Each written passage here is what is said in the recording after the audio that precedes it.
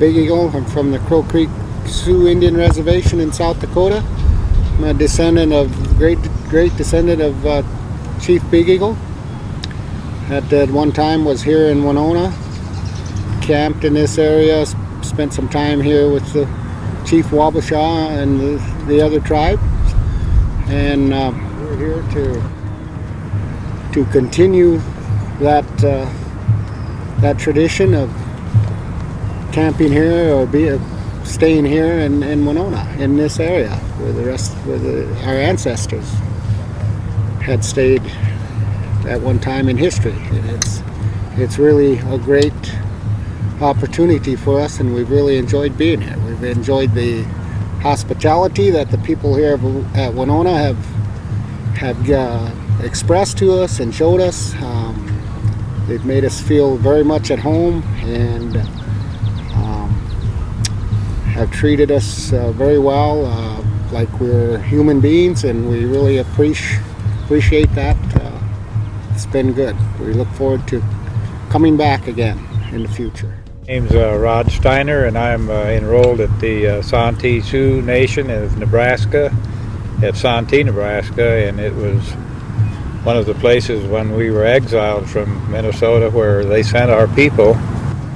And I've been involved with this now this is the third year that I've been involved with the homecoming, and I've seen bigger things coming out of it, and they expressed the desire to help us with economic development on our tribes and getting our infrastructure improved, and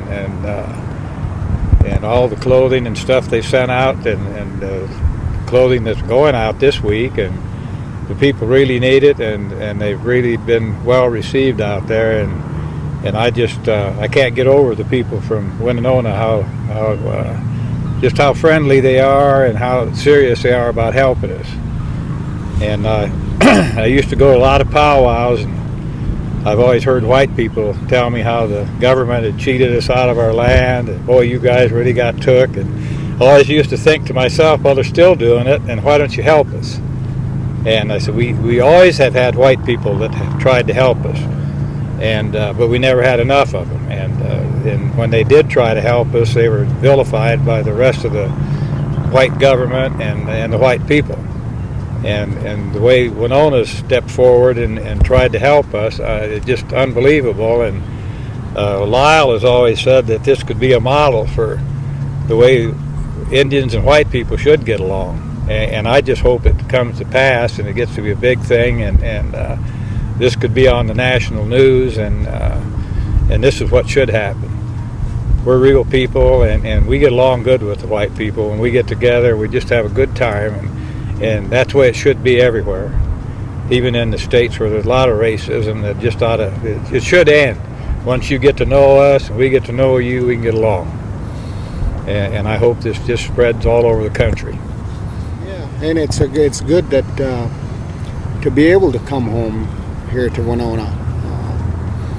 The people of Winona have made us feel like this is our home today, and as it was in the past. And so it's a good feeling finally to be here.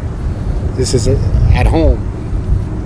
The people have finally had the opportunity after 144 years of exile to actually come back home to their country, and it's like Rod said, it's a good feeling. It's you just can't express it in words, I guess, how good it makes an individual feel.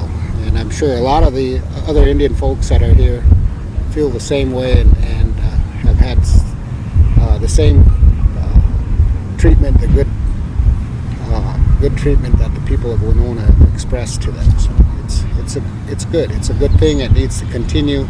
It's a long time in coming, and it needs to continue. Well, I better add too that I'm also a descendant of Chief Wabasha. Go back in history. There's our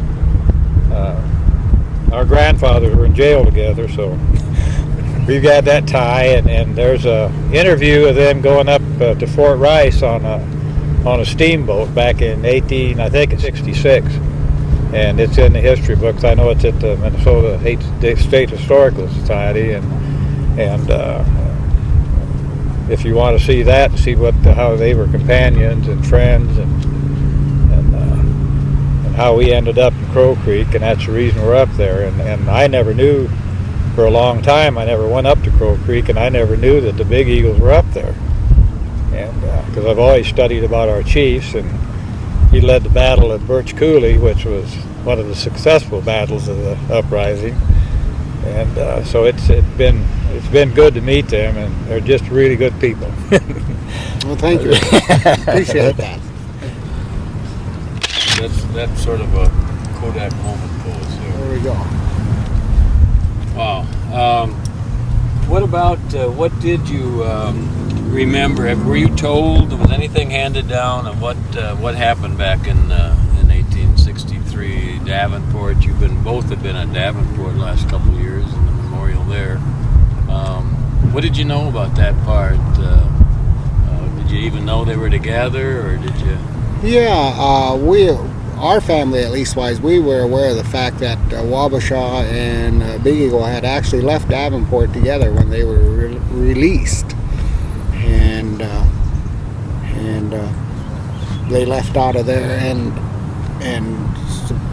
I guess from what my knowledge is that they had went up north. They were to see their families, and those that were at Crow Creek and those that were at Santee, and they came back here to Minnesota pretty much on a regular basis through over the years, back and forth. Big Eagle didn't like it at Crow Creek, wasn't treated quite like he felt he should have been. Didn't like the way he was treated by the priests there, and so went back and forth from Minnesota to South Dakota, back and forth over the years, and in some instances was punished for that type of activities in certain ways. Rations were withheld from him and his families, his other tribal members, because of that, and so there's quite a history there that I think a lot other people should probably search out to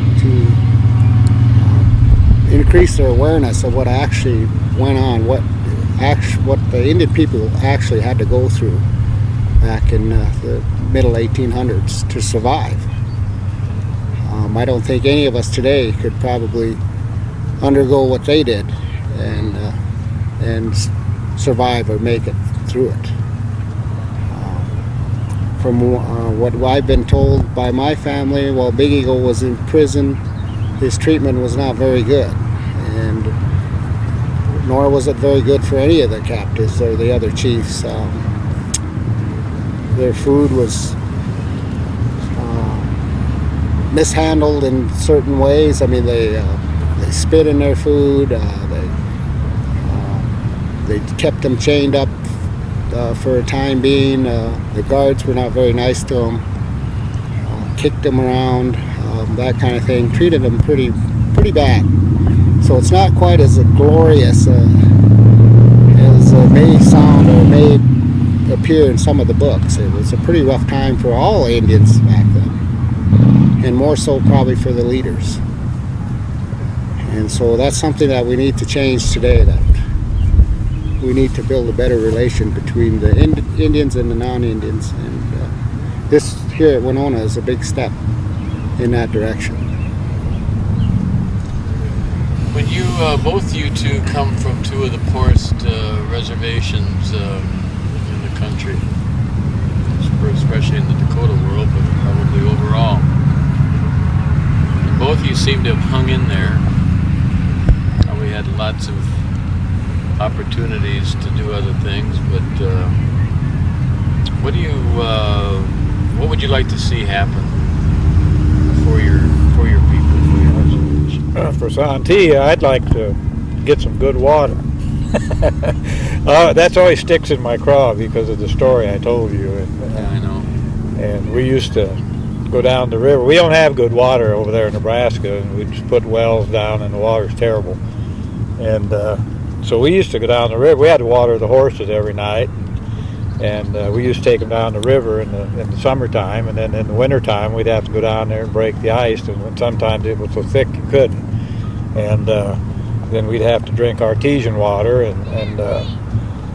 But I remember drinking the water out of the river, and we'd had a team of horses, and we'd go down. We'd have a bucket brigade, fill those barrels. I had wooden barrels, and then the sand would settle, and then we'd drink that water. So when I got in high school, I went over to Yankton, and I had a couple buddies that always hunted and fished, and we always messed around by the river, swam in it, and just we spent all our summers down there around the river and hunting and fishing. So one of the first days I was down there, I saw this sewage creek that dumped into the Missouri, and it stunk to high heaven, and there was stuff floating in it that pretty gross. And I said, "What is that?" And they said, "Well, that's the sewer system." I said, "What do you mean?" She said, "Well, the sewer, that's where the sewer goes." I said, "You mean when you flush the toilet, it ends up here and goes into the river?" And they said, "Yeah." And then I thought about all the towns above Santee, and it really kind of grossed me out. I thought, you mean all Pierre and Chamberlain and Platte and all those towns are doing this, and I'm down here drinking this stuff. So I went home and I told my grandpa, I said, "Grandpa, you know what they do over there?" I said, "They dump right out of when you flush your toilet, it goes right in the river, and all the towns clear up the river, probably clear up into Montana." "Oh," he said, "that's okay." He said, "You know how the river is, it's so wide," and he said, "When it comes down, the sand filters it out and cleans it up." And so I thought, well, that sounds feasible, but that still is stuck in my craw. I'm 76 years old, and that still sticks in my craw. So I was back talking on the reservation last Christmas, and the first question I asked, they brought all the high school students in, and the first question I asked, I said, "How's the water here?" There was a kid about 15 sitting in front of me, and he said, "Terrible." I said, "Nothing's changed." But that and stuff like that is what we need, that kind of improvement plus jobs. And I thought when they tried to keep us from having the casino there, I thought, well, you sure weren't worried about me when I was drinking that water out of that river. But how come you're sticking your nose in down here now? But, I felt that way, and I still feel that way.